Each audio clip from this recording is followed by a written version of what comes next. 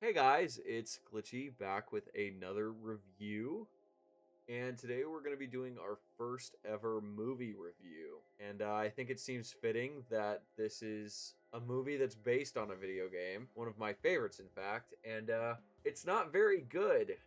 It's not very good at all. I would never call myself a film critic or anything. For the most part, with movies, I'm decently easy to please. Usually I just turn something on and I'll just watch it, even for background noise. But this one wouldn't say excited for, but Return to Silent Hill. I've already done a Silent Hill 2 video on this channel, and this is one of my favorite video games of all time. So I wouldn't say high hopes, but I was at least hoping it would be decent. And I was let down spectacularly. So this one's going to be a bit quicker, but I really wanted to get my thoughts out here about the movie because it is just that bad. I won't lie. It is just that bad.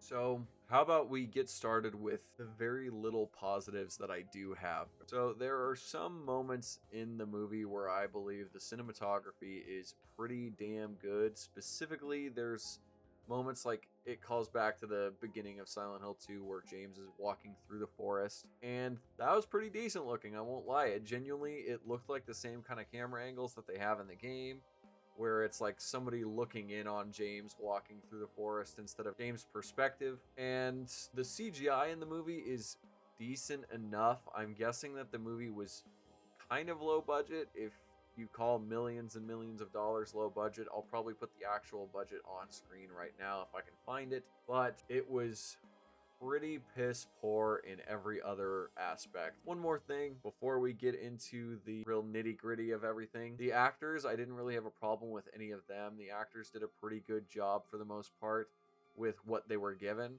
I wouldn't say that, the script is fantastic, obviously. But I think with my very small positives, we can finally get into my rant about the rest of the movie. So the movie starts out with James meeting Mary, which he runs into her suitcase with a car before she's about to get onto a bus. So she isn't able to get on the bus, and she is basically left in Silent Hill. James apparently drives her back into the town, and they actually get into a relationship. And then it cuts to James being all depressed. He talks to his lawyer after he's kicked out of a bar. He's not supposed to be drinking. And, that's all fine and dandy. That's all perfectly okay. But when he goes back to his apartment, he gets a letter from Mary. Now, the letter from Mary is extremely important in the context of the story because it is the main thing that is basically twisted into, well, the twist of Silent Hill 2. It is what is guiding you throughout the entire game, and then it's revealed at the very end to be something that was meant in a completely different light to what you've thought it was the entire game. But in this, it's just a blatant call for help from Mary so that James can come to Silent Hill and apparently save her, which is just fucking wrong. It's just fucking wrong. The letter never comes up again. It's never looked at again. It's never anything again. It's the most useless plot device in this movie that you could have possibly put here. So James goes to Silent Hill. When James starts entering the town of Silent Hill, he meets Angela, who in the game doesn't like men all that much for a very specific reason, and it's because she's a victim of assault. So obviously, the step forward for that in this would be for Angela to throw herself at the first man she sees, especially after finding out that he's trying to find his girlfriend. Perfect. Totally not character assassination there. Absolutely perfect. I couldn't have thought of a better way to write this character myself. Truly and utterly. Then James goes into Silent Hill. He finds a homeless guy that does some horror movie cliche bullshit to him. And basically tells him, "You're going to die, you fool."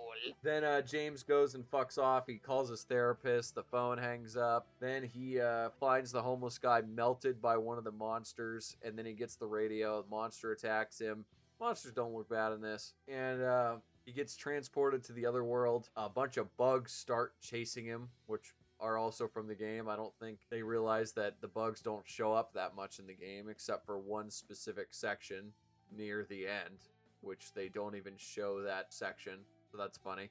He gets to the apartment building where in the games you find Pyramid Head as well as Eddie.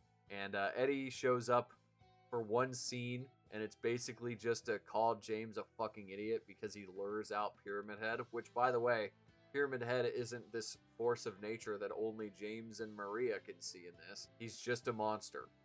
Which, by the way, the movie later reveals that the monster is literally just James.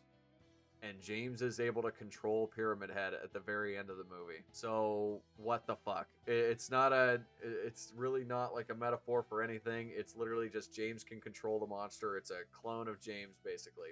And Laura is not like this little snotty little brat. She's like this sinister, like ghost girl, almost. That's how she acts in this movie. Completely and utterly different character than how she is in the game. Same with Eddie. Eddie's just a sniveling bastard. Like, he's actually just the biggest dickhead. There's no, like, progression of him being, like, kind of shy and, like, you know, anything. He's just an asshole.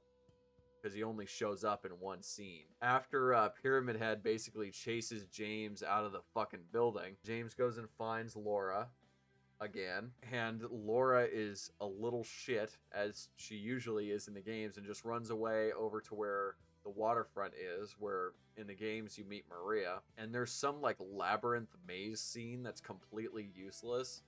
It's like supposed to be like this mind fuck scene, but it doesn't come off as that like at all, because it's literally a maze like James would be able to pull himself on top of.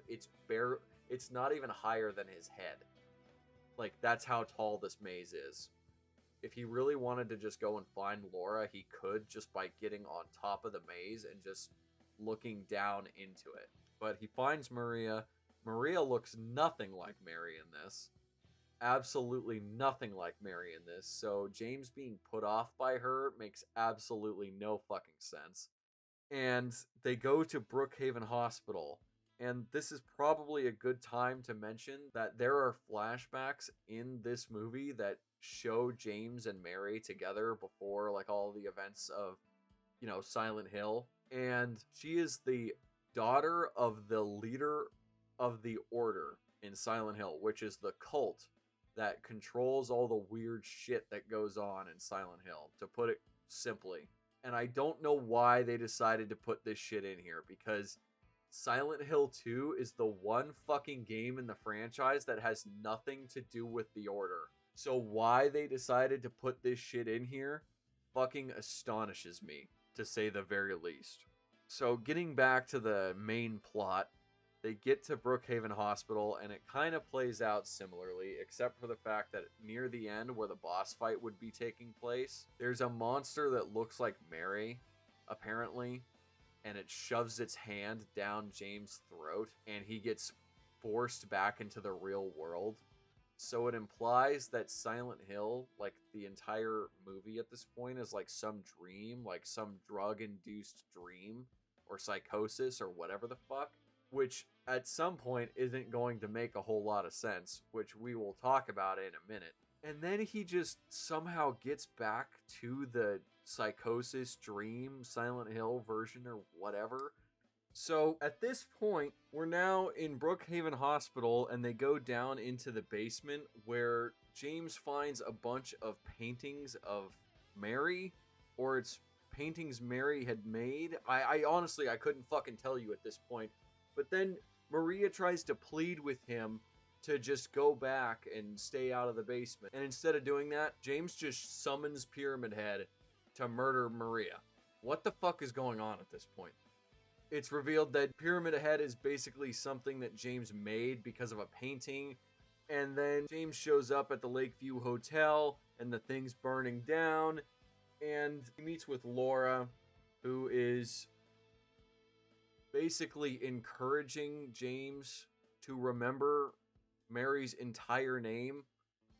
And then there is this extremely stupid fucking scene where it shows a gravestone that has Mary's full name, which is Mary Laura Angela Crane. So it means that Laura and Angela are really just two more versions of Mary that are specific portions of her life. which Laura is apparently the child version of Mary, and then Angela is the version that was assaulted by her father, which you would never know that Angela was assaulted at all unless you knew the games, as well as trying to pick up from this abstract daddy boss fight room, I guess.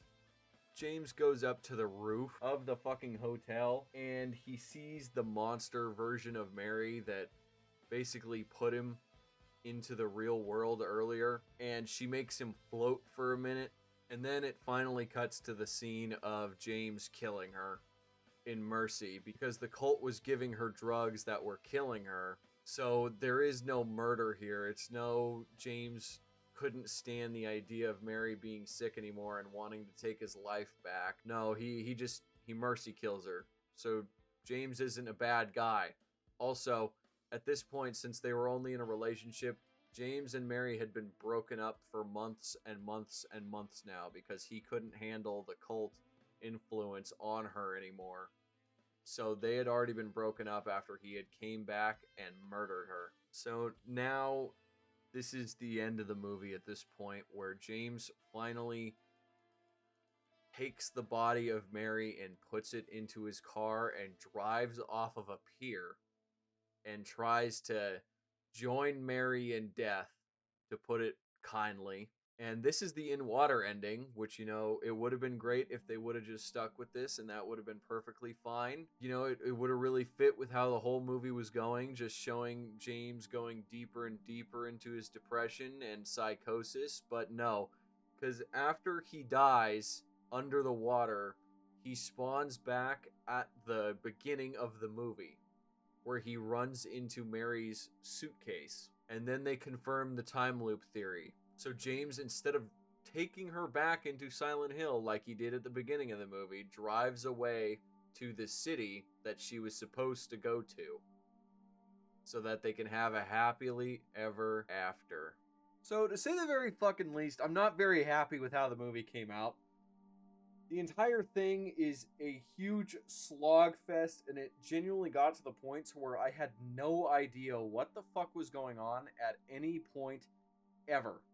All of the changes that they make from the original story make absolutely no sense at all, and only start making sense if you start reading plot synopsises online. I genuinely could not make any fucking sense of the last, 30 minutes of this movie, and I just had to start reading, plot recaps online, because I genuinely was not able to formulate a thought during any of this, because it jumps around so much from the point of where Maria gets killed by Pyramid Head, and then the entire ending of the movie. Not to mention, the entire end of the movie is so rushed and makes so little sense. I had completely forgotten that there was even an abstract daddy scene in the movie. How do you fuck up something so bad? Also, the director at some point had said that the movie was going to be extremely faithful to the game, and I've never seen such a genuine fucking lie in my entire goddamn life.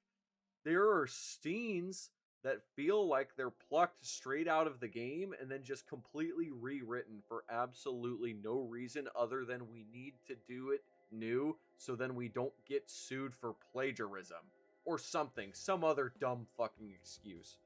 And the idea that the time loop theory is what they're going with for the ending is just fucking bizarre, because that's never been confirmed for the actual games, and this has to mean that Konami is officially referencing it and sees it as a possible actual ending. So what the fuck? I would genuinely just say, do not watch this movie under any circumstances. Don't even pirate it. It's not even worth it.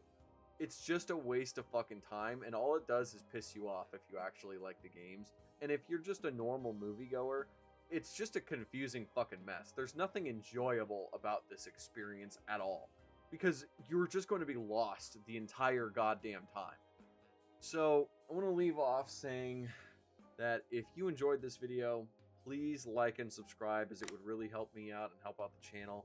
And leave a comment down below letting me know what your favorite Silent Hill game is, or what your favorite moment from Silent Hill 2 is. This is Glitchy signing off. I will see you guys when I see you.